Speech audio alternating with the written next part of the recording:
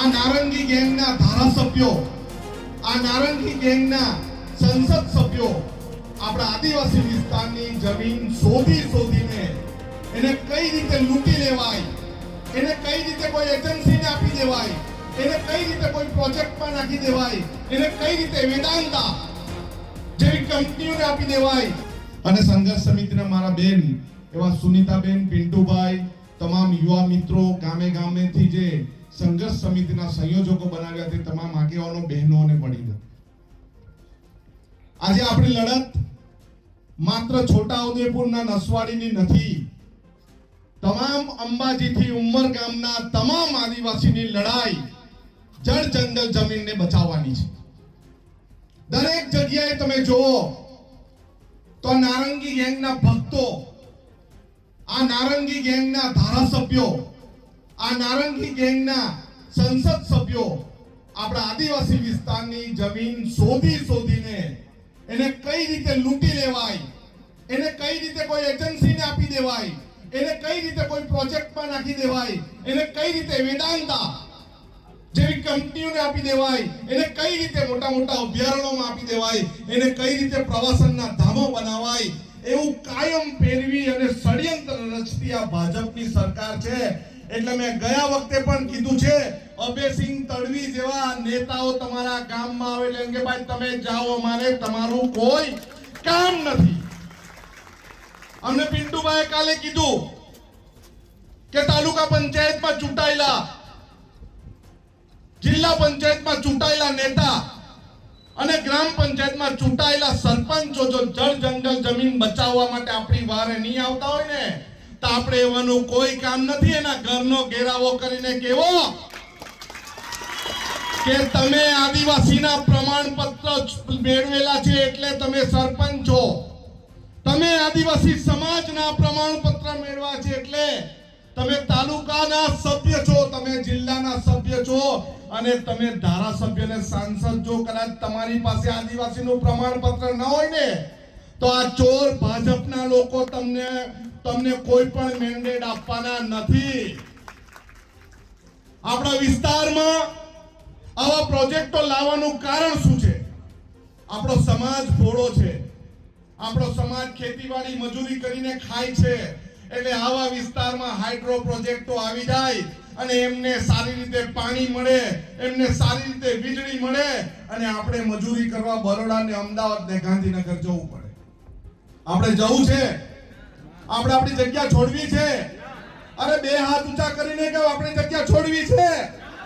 આપણે જો જગ્યા નહીં છોડવી હોય તો ડિસેમ્બરના ઇલેક્શનમાં નારંગી ગેંગને આપણા ઘરમાં, આપણા ગામમાં ઘૂસવા દેવાનું નથી. ઘૂસવા દેશો તમે? અરે બે હાથ ઊંચા કરીને સંકલ્પ કરો, ઘૂસવા દેશો તમે? અરે આપણે અભયસિંહ તડવી પાસે પણ જવાબ માંગવાનો છે ભાઈ કે તું 2027માં ધારાસભ્યમાં મત માંગવા આવવાનો છે કે નથી આવવાનો?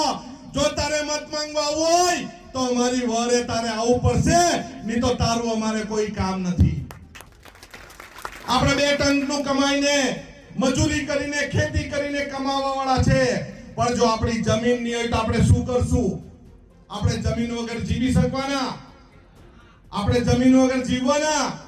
આ ચોર લુચ્ચી સરકાર એમ કે અમે વિકાસ કરીએ છીએ, પરંતુ આદિવાસી સમાજના નામે જો વિનાશના નામે વિકાસ કરે એવો વિકાસ અમને જોઈતો નથી. અમને સારી શાળાઓ આપો, અમને સારી શાળામાં શિક્ષકો આપો, અમને સારા આરોગ્યના ધામો આપો, અમને સારા રસ્તાઓ આપો, અમને રોજગારી આપો, અમને પોલિટેકનિક કોલેજ આપો, અમને વિજ્ઞાન કોલેજ આપો. અમે ભણી ગણીને નોકરી કરીશું. હાઇડ્રો પાવર પ્રોજેક્ટ થી અમને રોજી મળવાની નથી. અને હું તમને ખાતરી આપું છું, સંઘર્ષ સમિતિને ખાતરી આપું છું, અમારી સ્ટેજ પર બેસેલી તમામ આગેવાનો, કોંગ્રેસના આગેવાનો તમારી સાથે છે. તમારા દરેક ગામો જે હાઇડ્રો પ્રોજેક્ટ આવવાનો છે ત્યાં અમે આ પિન્ટુભાઈની આગેવાનીમાં, ટીનાભાઈની આગેવાનીમાં, શશિકાંતભાઈની આગેવાનીમાં અમે પ્રવાસ કરવાના છે. અમે આવશું ને તમારા ગામે? આવશું ને? આવશું ને? પણ આપણે સૌએ લડાઈ લડવા માટે તૈયાર રહેવાનું છે. આપણે સૌએ પોલીસનો ડર દૂર રાખવાનો છે. આપણે અધિકારીને, માપણી વાળાને, સર્વે કરવા વાળાને, ગામમાં ઘૂસવા દેવાના નથી નથી અને નથી. અને કોઈ જો ભૂલે ચૂકે આવ્યું તો શું કરવાનું? શું કરવાનું? આપણે એનો ઘેરો ગાલવાનો અને કહેવાનું, ગયા વખતે આવેલા ને અભયસિંહ તડવીને જસુભાઈ, કલેક્ટર આવેલા ને, એસપી આવેલા ને, હવે કેવ એ લોકોને બોલાવો, નહીં તો મારા ગામમાં ઘૂસવાની જરૂર નથી. અમે સંવિધાનમાં માનનારા આદિવાસી છે. સંવિધાન અનુસૂચિ 5 અનુસૂચિ 6 માં અને 244(13) માં રૂઢિ પ્રથા ગ્રામ સભા રાખવાનો આપણને અધિકાર છે.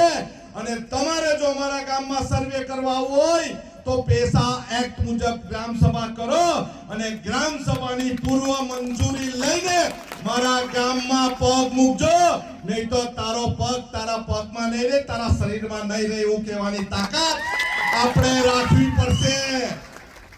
આપણે એકદમ શાંતિ પ્રિય છે અને સંવિધાનમાં માનનારા છે, પણ જો કોઈ આંખ ઉઠાવીને જોવાની કોશિશ કરે ને તો એની આંખ કાઢી લેવાની તાકાત પણ આદિવાસી સમાજમાં છે.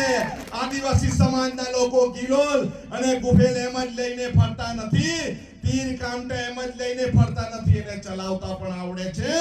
અને અમને ચલાવવા મજબૂર નહીં કરશો, અમને ડરાવવા મજબૂર નહીં કરશો. અમારા નેતા રાહુલ ગાંધી કહે છે, મારો આદિવાસી કભી ડર્યો નથી અને ડરવાનો નથી, સહેવાનો નથી અને ઝૂકવાનો નથી.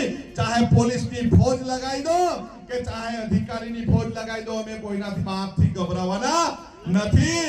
અને એક હાકલ કરજો, આનંદ પટેલને આવતા 4 કલાક થશે તમારી વચ્ચે, તમારી સાથે અને તમારી લડાઈમાં અમે સૌ તમારી સાથે રહીશું. પરંતુ આપણે લડવાનું છે, એક થઈને લડવાનું છે. પછી એવું નહીં કહેવાનું કે શશિકાંતભાઈ રાઠવા છે, પછી એવું નહીં કહેવાનું પિન્ટુભાઈ ભીલ છે, પછી એમ નહીં કહેવાનું આનંદ પટેલ ધોડિયા છે, એમ નહીં કહેવાનું રાજુભાઈ પારગી છે. આપણે સૌ કોણ છે? આપણે સૌ કોણ છે? આપણે સૌ કોણ છે?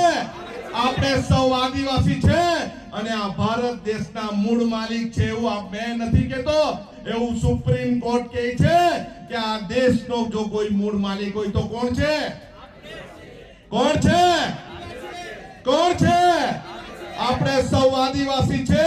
આપણે શાંતિ પ્રિય છે, જળ જંગલ જમીનના રખવાળા છે, પ્રકૃતિ પૂજક છે. પણ આદિવાસી સમાજની અસ્મિતા પર કોઈ હુમલો કરશે, આદિવાસી સમાજની સંસ્કૃતિ પર કોઈ હુમલો કરશે, એ હુમલાને ચલવી દેવાના નથી. અને ફરી એકવાર બોલો, લડેંગે, લડેંગે और लड़ेंगे और लड़ेंगे. સૌને જય જોહાર, જય ભારત.